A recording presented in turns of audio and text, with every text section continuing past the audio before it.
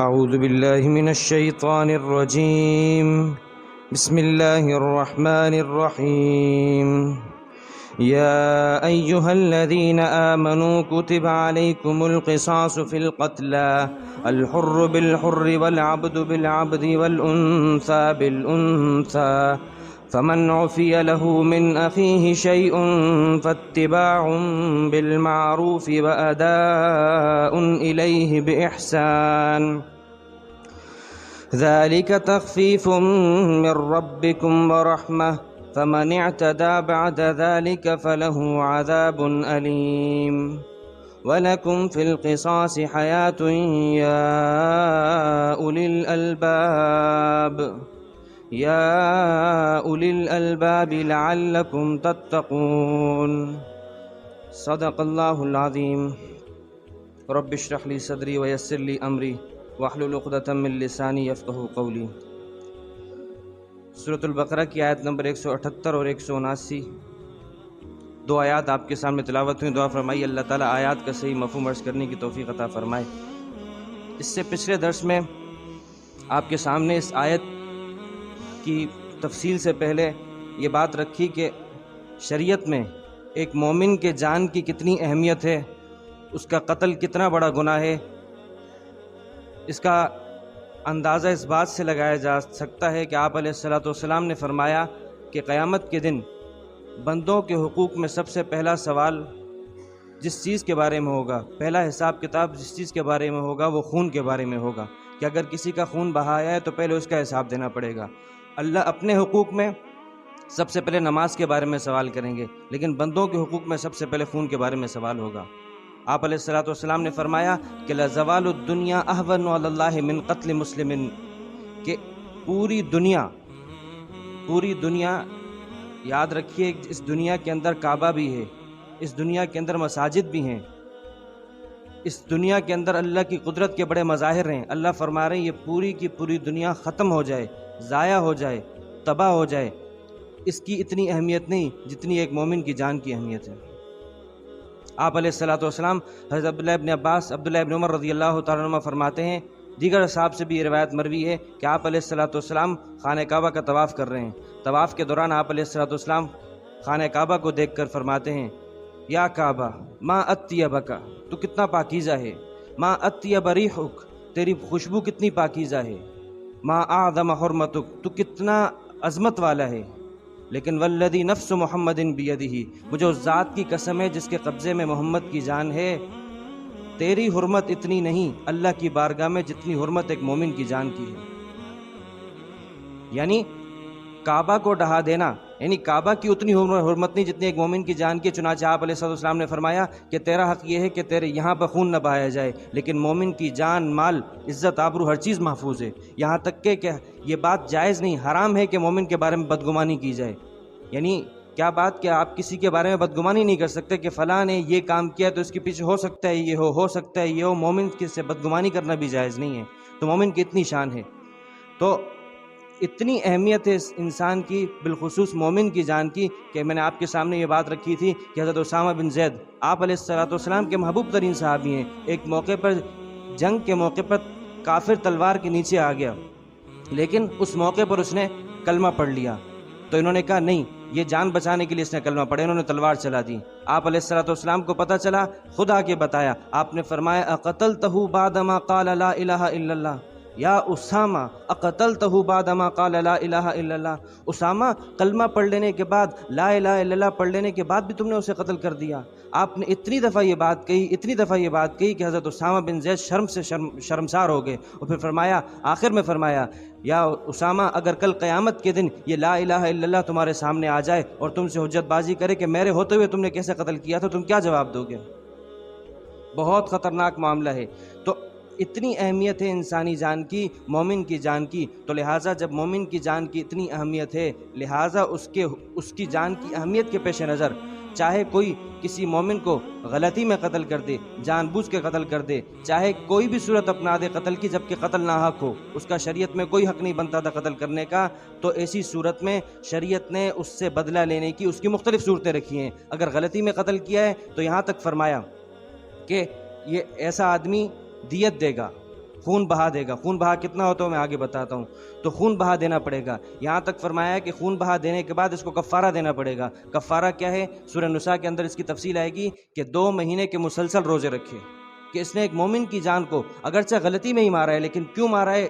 اس غلطی کی وجہ سے اس کو 2 مہینے کے مسلسل روزے رکھنے پڑیں گے. اس کے علاوہ میراث سے محروم ہوگا. یعنی جس کو غلطی میں مار دیا تو اگر وہ اس کا باپ ہے تو یہ اس باپ سے وارث نہیں بن سکتا، یہ میراث سے محروم ہوگا.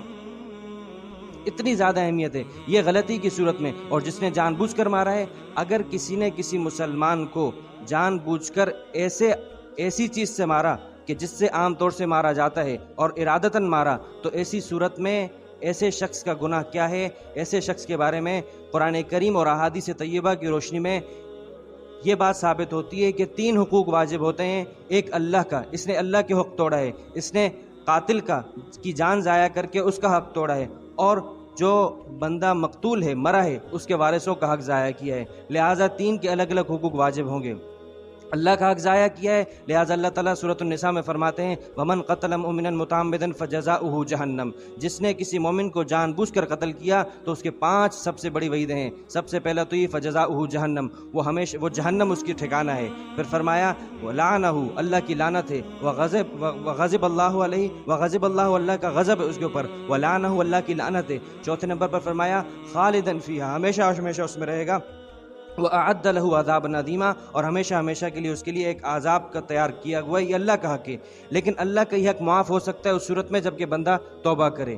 لیکن جو اللہ نے تو اپنا حق معاف کر دیا، لیکن جو بندہ مرا ہے، جو مقتول ہے، اس کا حق معاف نہیں ہوتا. چنانچہ روایات میں آتا ہے آپ علیہ الصلوۃ والسلام نے فرمایا یجیء المقتول بالقاتل یوم القیامت، مقتول قاتل کو اللہ کی بارگاہ میں گھسیٹ کر لے کر آئے گا. ناصیتہ ورأسہ بیمینہ، اس کا سر اور اس کی پیشانی کے بال اس کے ہاتھ میں ہوں گے. اور تشخب دمہ، تشخب اوداجہ دمن، اس کی رگوں سے خون بہہ رہا ہوگا اور اللہ کی بارگاہ میں لا کر پیش کرے گا. یا اللہ اس سے پوچھئے سل ھذا فیما قتلنی، یا اللہ اس سے پوچھئے اس نے مجھے کیوں قتل کیا. تو قاتل جو مقتول مرا ہے وہ اپنا حق اس وقت معاف کرے گا جب قیامت میں کل اس کے سامنے پیش ہونا پڑے گا. تو اللہ نے اپنا حق معاف کر دیا، کر سکتے ہیں جب انسان توبہ کرے. لیکن مقتول اپنا حق معاف اس دنیا میں ہو ہی نہیں سکتا. قیامت میں کیا تو کیا، ورنہ اس کے بدلے میں جو سزا ہوگی وہ رہے گی. لیکن جو بندہ مرا ہے تو مرنے والے کے جو وارثین ہیں ان کے لیے کیا حق ہے؟ تو اس کی تفصیل یہ ہے کہ قرآن کریم اور احادیث طیبہ سے یہ بات ثابت ہوتی ہے کہ جو بندہ مرا ہے اس کے وارثوں کو 4 حق ملتے ہیں. سب سے پہلا حق، ان 4 میں سے کسی ایک کو اختیار کر سکتے ہیں. وہ پہلا یہ کہ اگر جان بوجھ کر یہ ساری بات ہو رہی ہے جان بوجھ کر مارنے کی، جان بوجھ کر کسی ایسی چیز سے مارا ہے کہ جس سے عام طور سے مارا جاتا ہے، تو ایسی صورت میں مقتول کے وارثین کو یہ حق ہے، مقتول کے وارثین کو یہ حق ہے کہ اس سے قصاص لے لیں، یعنی اسے بھی جان سے مار دیں قاتل کو. اگر وہ ایسا چاہیں کہ اسے بدلے میں مارنا نہیں چاہتے تو انہیں دوسرا حق یہ حاصل ہے کہ وہ دیت دے دیں، خون بہا دے دیں. خون بہا کتنا ہے؟ خون بہا 2624 تولہ چاندی دینا پڑے گی. 2624 تولہ چاندی، آج کا ریٹ 1710 روپے ہے چاندی کا. لہٰذا اس اعتبار سے 44,88,750 روپے دیں گے تب جا کے جو آپ نے کسی کو جان بوجھ کر مارا ہے تو قصاص نہ لینے کی صورت میں آپ دیت اتنی رقم دیں گے تو اس سے آپ کا حق معاف، اس مقتول کے وارثوں کا حق معاف ہوگا، ورنہ اس کے علاوہ نہیں ہوگا. تیسرے نمبر پہ یہ چیز آتی ہے کہ اگر اس دیت کی رقم کے علاوہ مقتول کے وارثین اور قاتل آپس میں کسی اور چیز پر صلح کر لیتے ہیں تو ٹھیک ہے، وہ بھی جائز ہے. چوتھی صورت یہ ہے کہ مقتول کے وارثین قاتل کو بالکل یا معاف کر دیں، تو اگر معاف کرنا چاہیں تو معاف بھی کر سکتے ہیں. تو اللہ کا حق معاف ہو سکتا ہے جب بندہ توبہ کرے. مقتول کا اپنا حق معاف نہیں ہوگا، وہ اللہ کی بارگاہ میں سے پیش کرے گا کل قیامت کے دن. اور وارثوں کا جو حق ہے، وہ وارثوں کو 4 میں سے ایک چیز کا حق ملتا ہے، یا تو بدلے میں قصاص، یا دیت، یا صلح، یا چوتھے نمبر پہ یہ چیز آئے گی کہ وہ معاف کر دیں بالکل. یا اتنی اہمیت ہے شریعت کے اندر ایک جان کی کہ اللہ تعالیٰ جان بوجھ کر قتل کرنے والے کی اتنی ہر ایک کو الگ الگ حق دیا ہے. چنانچہ اللہ تعالیٰ اس آیت میں فرماتے ہیں یا ایھا الذین آمنوا، اے ایمان والو. میں نے آپ کے سامنے یہ بات پہلے بھی رکھی ہے کہ جب بھی اللہ تعالیٰ قرآن کریم میں یا ایھا الذین آمنوا کہہ دیں تو یہ سمجھ لیا جائے کہ آگے جو حکم آ رہا ہے اس کی بڑی اہمیت ہے. یہ اس موجودہ ترتیب، قرآن کریم کی موجودہ ترتیب میں 4تھی دفعہ یا ایھا الذین آمنوا آ رہا ہے. یعنی ایمان والے کو خطاب کیا جا رہا ہے، اس کا مطلب یہ ہے کہ اس کے ایمان کا تقاضا یہ ہے کہ اس آیت پر عمل کرے۔ وہ کیا؟ اللہ فرماتے ہیں کتب علیکم القصاص، فرض کر دیا گیا ہے تمہارے اوپر بدلہ لینا، قصاص لینا تمہارے اوپر فرض کر دیا گیا ہے۔ اندازہ کیجئے چند صفحات کے بعد آیت آئے گی یا ایھا الذین آمنوا کتب علیکم الصیام کما کتب علی الذین من قبلکم، اے ایمان والو تمہارے اوپر روزے کو فرض کر دیا گیا ہے، روزہ رکھنا فرض کر دیا گیا ہے جیسا کہ تم سے پہلے لوگوں پر فرض تھا۔ جس طرح روزہ رکھنا فرض ہے اس طرح قصاص لینا بھی فرض ہے۔